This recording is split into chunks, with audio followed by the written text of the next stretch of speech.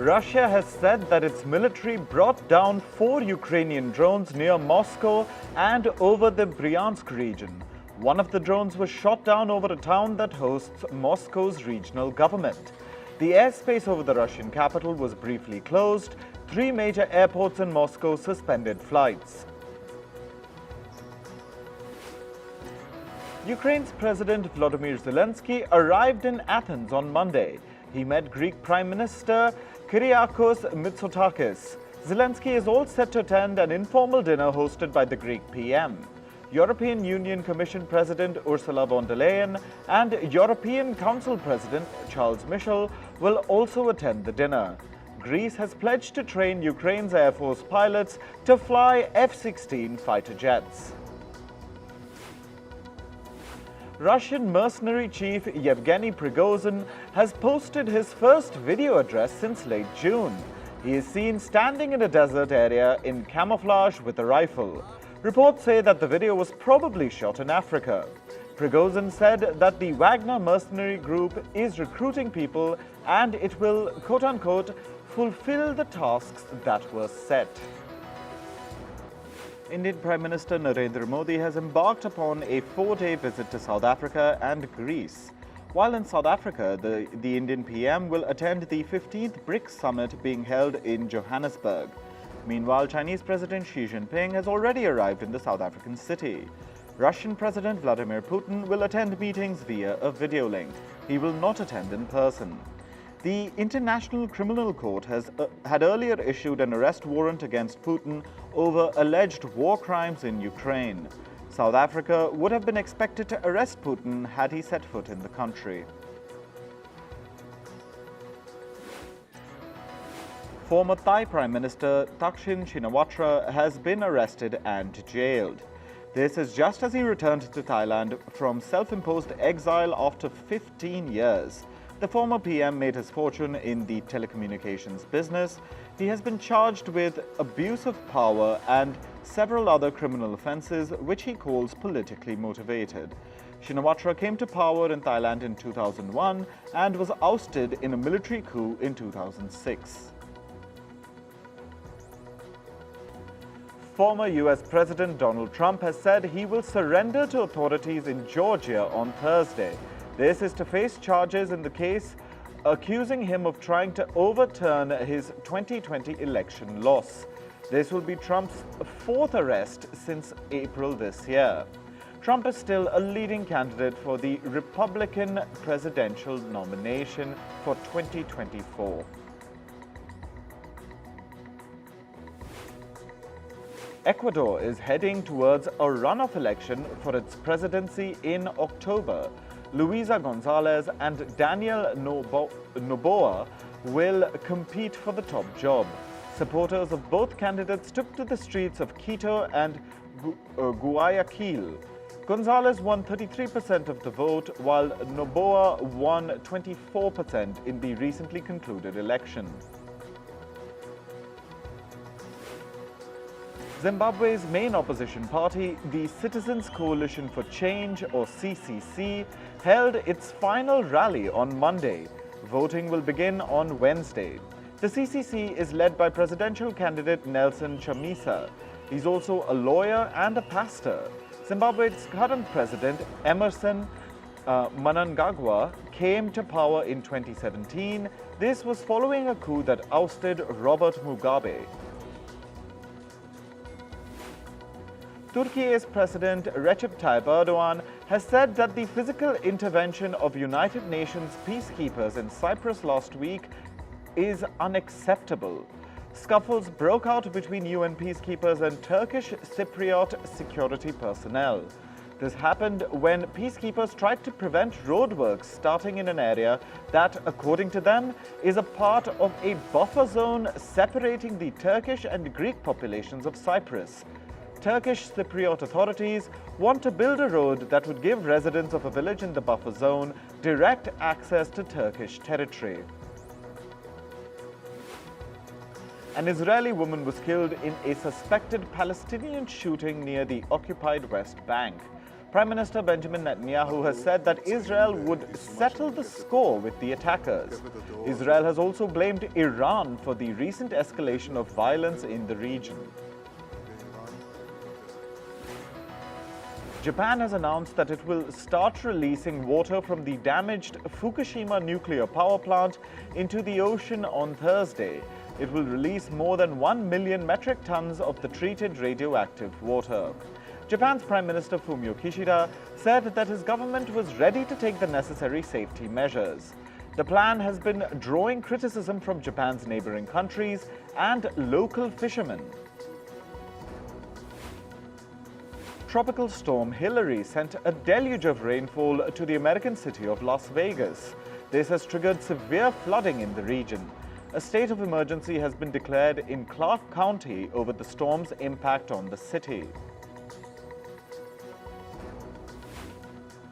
2 people have died due to heavy rains in the South American country of Chile. Meanwhile, more than 26,000 people have been isolated and almost 34,000 evacuated. This is according to the country's National Emergency Service. The heavy rains have been occurring in mountainous areas. Chilean authorities say this has increased the risk of landslides and mudslides. France has issued a red alert for 4 of its southern departments. It comes amid excessively hot weather. This is the country's most serious warning. This will allow local authorities to call off events and close public facilities if needed.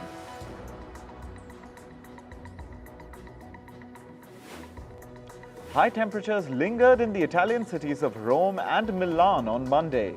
Tourists and residents were trying to cool themselves as a new heat wave Nero hit the region. The heat wave is expected to bring temperatures up to 38 degrees Celsius. This could last for at least 5 consecutive days.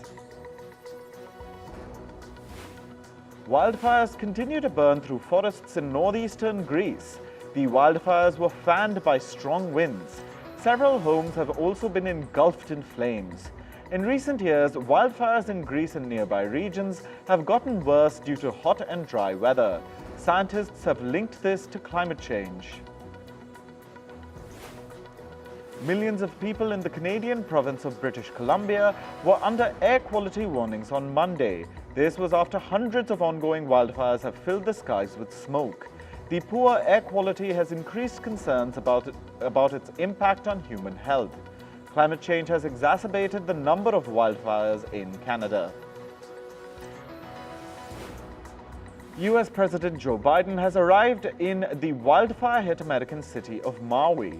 Speaking to the Hawaiian residents, Biden recounted his personal losses. Biden's visit to Maui comes nearly 2 weeks after wildfires swept through the Hawaiian island. The fires have killed more than 114 people in the region. North Korean leader Kim Jongun visited flood-damaged areas in the country's port city of Nampo. He lashed out at top officials over a lack of preparedness and a poor response to flood damage.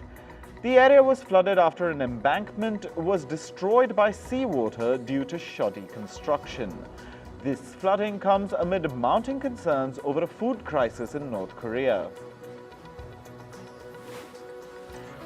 Authorities in the South American nation of Colombia have rescued 43 sea turtles.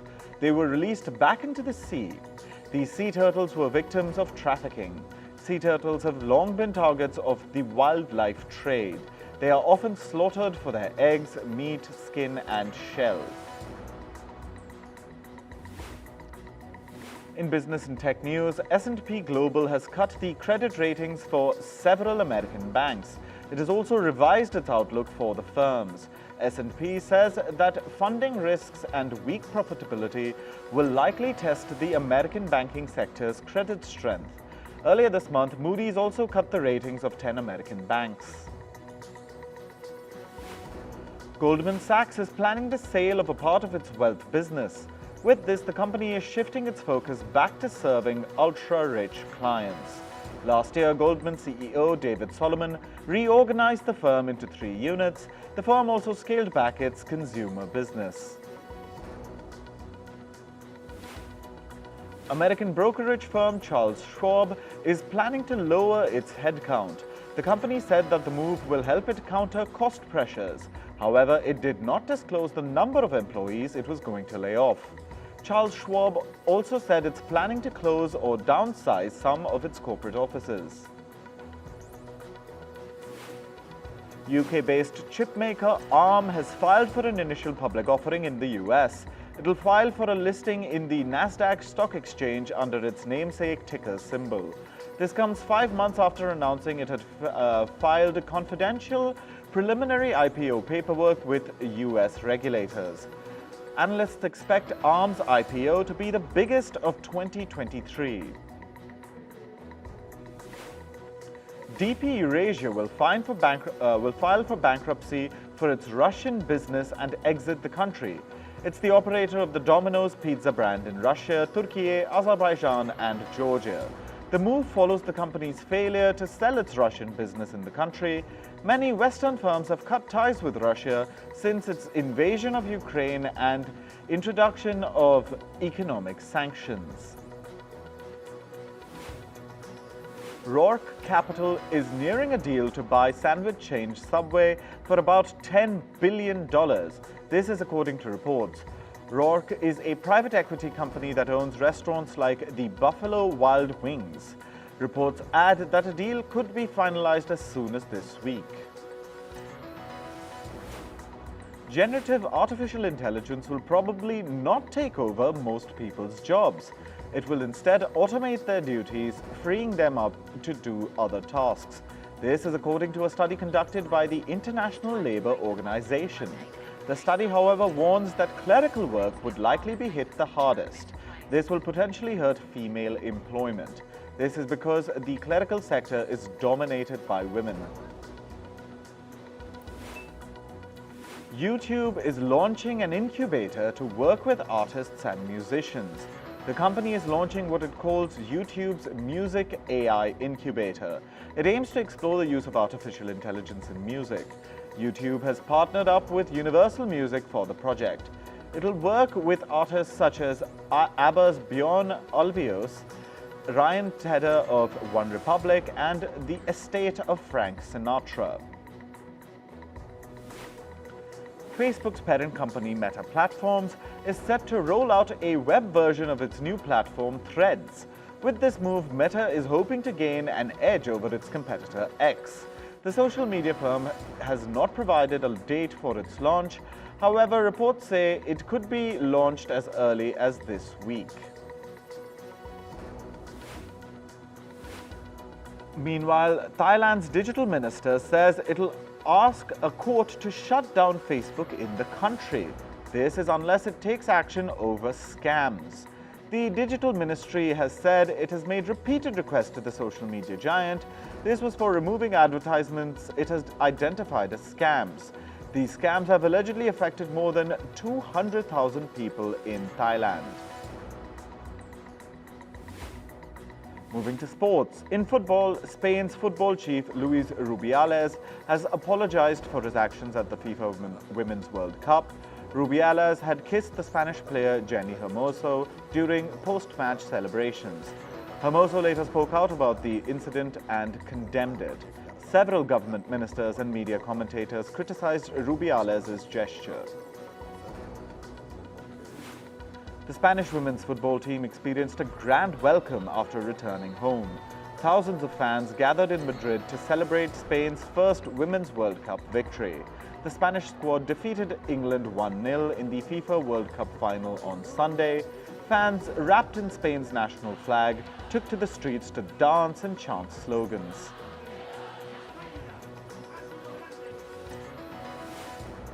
Arsenal beat Crystal Palace 1-0 in the English Premier League. This was yesterday. The only goal was a penalty converted by Arsenal captain Martin Odegaard. This was in the 53rd minute of the game. Arsenal were then reduced to 10 men after defender Takahiro Tomiyasu received a red card in the 67th minute. AC Milan beat Bologna 2-0 in the Serie A on Monday. Christian Pulisic netted one goal in his debut match for Milan. The 24-year-old from the US joined the club last month. Milan's opener was scored by French forward Olivier Giroud in the 11th minute. Manchester United striker Mason Greenwood will leave the club. This comes after a 6-month investigation into Greenwood's conduct. He was charged with a rape attempt and assault in October 2022. This was after allegations were made against him online. The charges were later dropped in February. Manchester United said they will help Greenwood find another club. English Premier League club Everton have condemned racist slurs directed at Amadou Onana. The Belgian midfielder was racially abused online on Sunday. This was after Everton lost their match against Aston Villa. Later, the club stated it's conducting an investigation to identify the people responsible. They'll also be supporting the police with any investigation. In tennis, world number 2 Novak Djokovic spoke about his new rivalry with Carlos Alcaraz. Djokovic said facing Alcaraz reminded him of the time he played against Rafael Nadal. He said it was like the time he beat Nadal in the 2012 Australian Open final. Djokovic took home the Cincinnati Open title after defeating Alcaraz in the final on Sunday. The match lasted for almost 4 hours. In badminton, India's HS Pranoy advanced to the second round at the BWF World Championships in Copenhagen on Monday. He defeated Finland's Kalle Koljonen 24-22, 21-10 in the first round. Pranoy will play the second round today. America's Sha'Carri Richardson won gold at the World Athletics Championships in Budapest. Richardson competed in the women's 100-meter race. She clocked a time of 10.65 seconds to take home the title. This is her first major title after she was barred from the Tokyo Olympics in 2021 after testing positive for banned substances. India's R. Pragnananda has advanced to the finals of the FIDE Chess World Cup. The 18-year-old beat world number 3 Fabiano Caruana in the semi-finals yesterday. He will now face Magnus Carlsen in the final today. Pragnananda is the youngest ever player to reach the FIDE Chess World Cup final.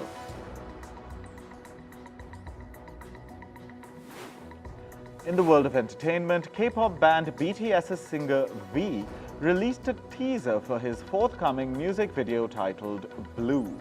The 23-second long trailer went viral among fans.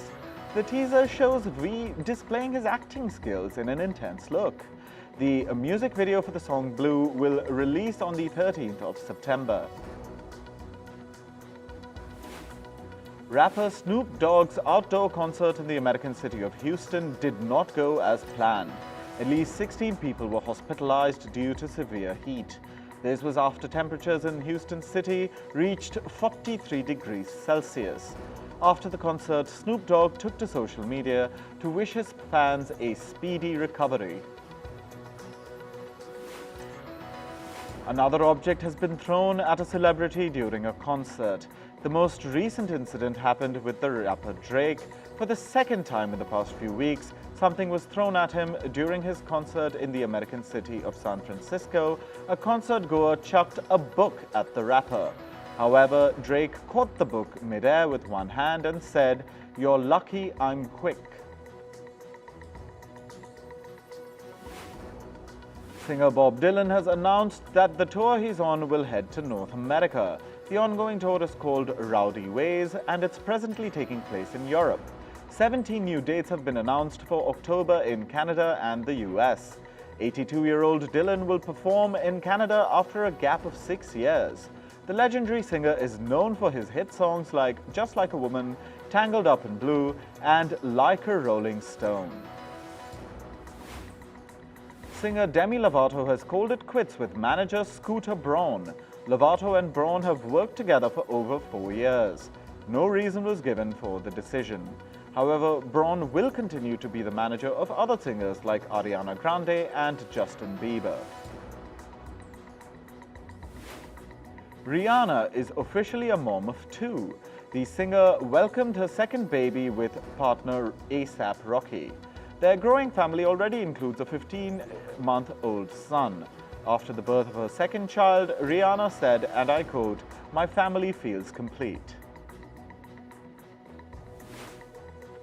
Actor Bradley Cooper has opened up about his struggle with drug and alcohol addiction. The 48-year-old actor said substance abuse nearly killed him back in 2003. Cooper says it really traumatized him and forced him to consider sobriety. The actor says he has now been sober for 20 years.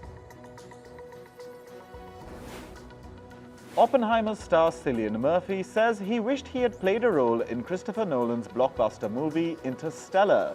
Murphy also said, and I quote, "I adore Interstellar because I find it very emotional." Murphy has been a regular in Nolan's movies, starting with Batman Begins in 2005. He has also featured in Inception, The Dark Knight Rises, and Dunkirk. Meanwhile, popular media celebrity and YouTuber Logan Paul said he couldn't stand watching Christopher Nolan's Oppenheimer. Paul said, and I quote, "I walked out of the cinema hall at half-time. It was 90 minutes of just talking." This is not the first time that Paul has walked out of a Nolan movie. In 2014, he walked out of Interstellar after just 18 minutes. However, Paul said that when he re-watched Interstellar, it gained a spot in his top 3 favorite movies. Actor Chris Peluso died at the age of 40 last week. The tragic news was shared by his family members yesterday. The cause of the actor's death has not been disclosed. Doctors said that Peluso had recently recovered from mental health disorder. The actor had symptoms of schizophrenia combined with mood swings. Peluso is best known for his performance in movies like Mamma Mia and Wicked.